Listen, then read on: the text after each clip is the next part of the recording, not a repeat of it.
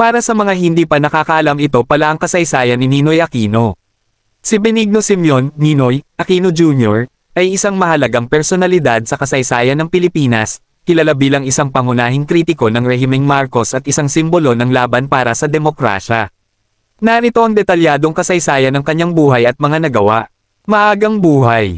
Ipinanganak si Ninoy Aquino noong ika-27 ng Nobyembre taong 1932 sa Concepcion, Tarlac. Siya ay anak ni Benigno Aquino Sr., isang dating assemblyman, at Aurora Aquino Aquino.